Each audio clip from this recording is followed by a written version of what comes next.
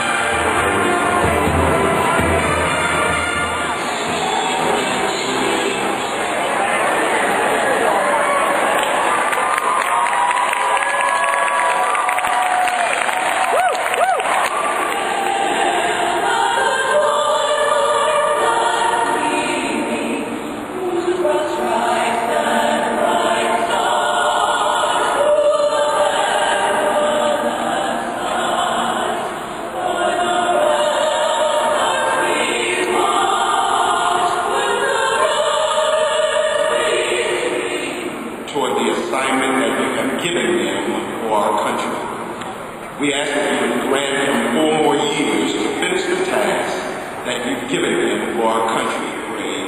Amen. Amen.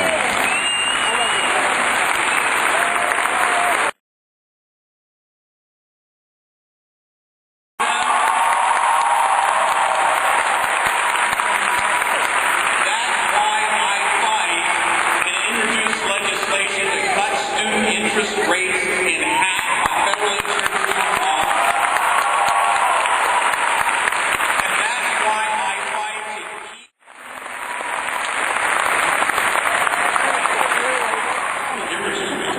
To have a First Lady using her political to champion wellness and fitness as her signature issue.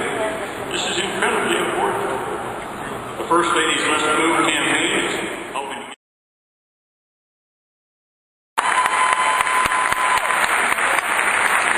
well, you're like me, I had to have those. My parents were very poor. My mother was an immigrant.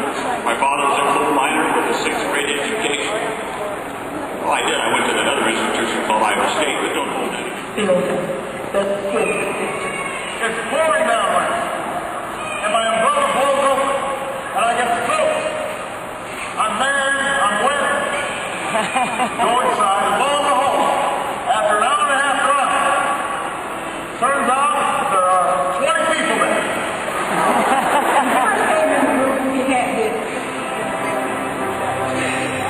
We are trying to end the epidemic of childhood obesity in a generation. When the world is swirling around you and you're faced with tough challenges, if your family is good, you're good.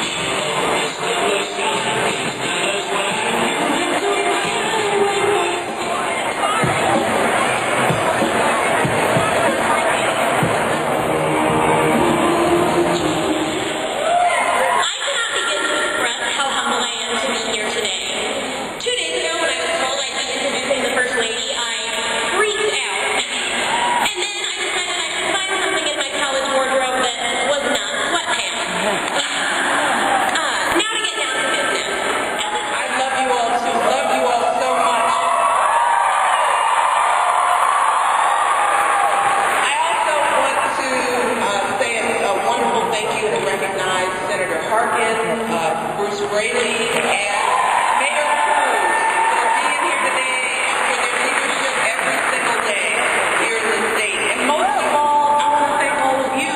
You know, thank you. I know you all are busy. You got school to go to, and you're here, Lee, and you're here. And to all the students of UNI, thank you. Thank you for everything that you're doing. I know you all are pretty fired up. I know you're pretty ready to go. And let me tell you, I'm feeling pretty fired up and ready to go myself. Because being here with you today and traveling all around the country, I get to do one of my favorite things. I get to talk about the man that I loved and admired. Him and his sister as a single mom. Yeah, I saw the tenderness that he felt for his grandmother.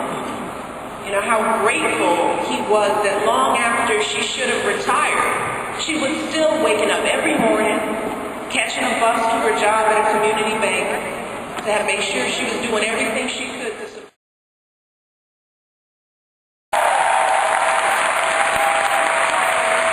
That's how Barack, that's how I, that's how so many of us were raised. Those are the values that we were taught. You know, we learned that how hard you matters, how hard you work matters more than how much you make. We learned that the truth matters, so you don't take shortcuts. And let me tell you, since the day he took office, on issue after issue, crisis after crisis, that is what I have seen in my husband. Let me tell you, we have seen his values at work. We've seen his vision unfold. We've seen the depth. So their mortgages were underwater. Banks weren't lending. Companies weren't hiring. The auto industry was in crisis. This economy was losing 800,000 jobs every month. You hear me? Every month. And a lot of folks will tell you, instead of pointing fingers, instead of placing blame, Barack got to work. See, because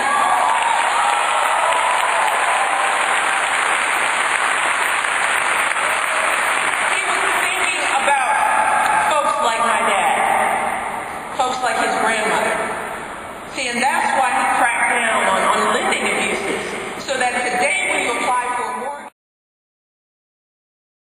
now have to cover basic preventative care, things like contraception, cancer screening, with no idea. Really gets me. If you get a serious illness, let's say breast cancer, you know, you need real expensive treatment. No longer can they tell you, sorry, you hit your lifetime limit and we're not paying a penny more. No longer. That is now illegal.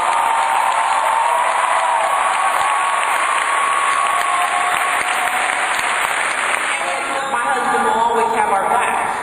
See, because Barack knows from personal experience what it means for a family when women aren't treated fairly in the workplace, and that's why he made sure the first bill he signed into law was to make sure that women get equal pay for equal work.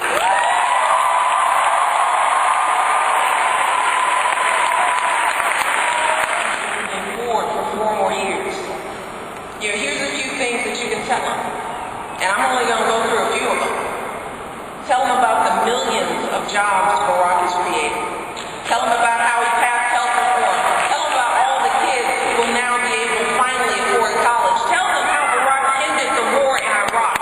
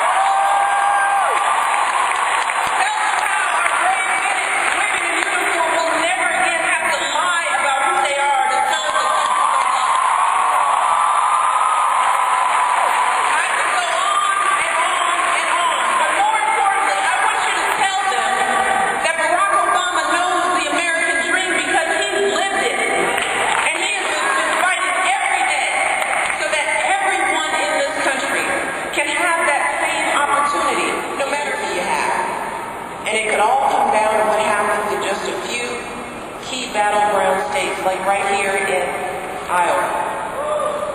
Now, just to put it in perspective for you guys, think back to what happened in 2008. Back then, we won the state by about, here in this state, it is already election day.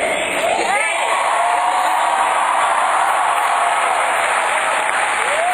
see, the beauty of where you are is that early voting started yesterday.